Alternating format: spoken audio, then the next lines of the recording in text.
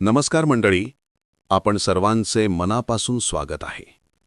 राज्यातील शेतकऱ्यांसाठी एक महत्त्वाची आणि दिलासादायक माहिती आज आपण या व्हिडिओमध्ये पाहणार आहोत.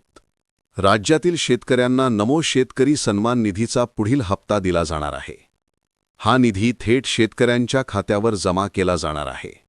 ज्या शेतकऱ्यांच्या खात्यावर याआधी पीएम किसान योजनेचा अलीकडील हप्ता जमा झालेला आहे, अशा सर्व पात्र शेतकऱ्यांच्या खात्यावर नमो शेतकरी सन्मान निधीचा पुढील हप्ता जमा केला जाणार आहे.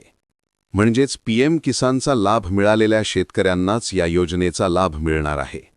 आता सर्वात महत्त्वाचा प्रश्न म्हणजे हे पैसे नेमके कधी जमा होणार, या संदर्भात कोणती माहिती समोर आलेली आहे का? तसेच या योजनेत सध्या किती शेतकरी पात्र आहेत आणि आत्तापर्यंत कोणते शेतकरी अपात्र ठरलेले आहेत, या सर्व गोष्टींची सविस्तर माहिती आपण आज या व्हिडिओच्या माध्यमातून समजून घेणार आहोत. जर तुम्ही या चॅनलवर नवीन असाल तर अशाच महत्त्वाच्या अपडेट्ससाठी चॅनलला नक्की फॉलो करा. हा व्हिडिओ शेवटपर्यंत पहा, कारण शेवटच्या भागात अतिशय महत्त्वाची माहिती दिली आहे. ज्या अर्थी पीएम किसान योजनेचा अलीकडील हप्ता वितरित झालेला आहे आणि ज्या शेतकऱ्यांनी आवश्यक केवायसी प्रक्रिया पूर्ण केलेली आहे, अशा शेतकऱ्यांच्या खात्यावर पीएम किसानचा हप्ता जमा झालेला आहे. तसेच ज्या शेतकऱ्यांचे जमीन नोंदीचे कागदपत्र व्यवस्थित आहेत आणि आधार कार्ड बँक खात्याशी लिंक आहे, अशा सर्व शेतकऱ्यांना या योजनेचा लाभ मिळालेला आहे. परंतु या प्रक्रियेत अनेक शेतकरी वगळले गेलेले आहेत.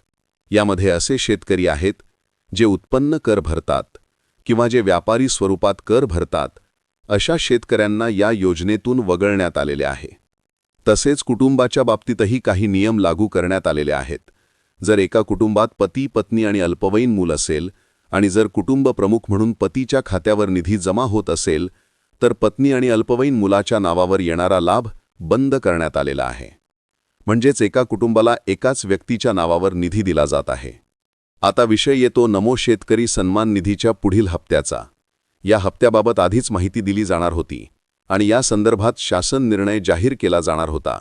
या शासन निर्णयानंतर शेतकऱ्यांच्या खात्यावर निधी जमा होणार होता. परंतु काही ठिकाणी सुरू असलेल्या निवडणुका आणि लागू असलेल्या आचारसंहितेमुळे या प्रक्रियेला थोडा विलंब लागलेला आहे.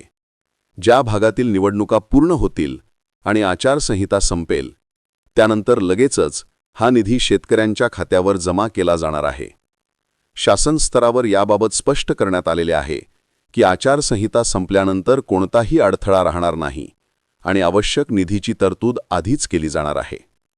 आगामी अधिवेशनामध्ये पीएम किसान योजनेतील सर्व पात्र शेतकऱ्यांचा डेटा तपासला जाणार आहे आणि त्या आधारे नमो शेतकरी सन्मान निधीसाठी लागणारा निधी मंजूर केला जाणार आहे. त्यामुळे आचारसंहिता संपल्यानंतर हा निधी कोणत्याही वेळी थेट शेतकऱ्यांच्या खात्यावर जमा होऊ शकतो. शेतकऱ्यांनी यासाठी घाबरून जाण्याची गरज नाही. फक्त आपली कागदपत्रे योग्य आहेत का, केवायसी पूर्ण आहे का, आधार बँक खात्याशी लिंक आहे का, याची एकदा खात्री करून घ्यावी. ही एक महत्त्वाची आणि दिलासादायक अपडेट होती. अशाच शेतकऱ्यांशी संबंधित महत्त्वाच्या बातम्यांसाठी चॅनलला नक्की फॉलो करा. हा व्हिडिओ आवडला असेल तर शेअर करायला विसरू नका. धन्यवाद. जय शेतकरी.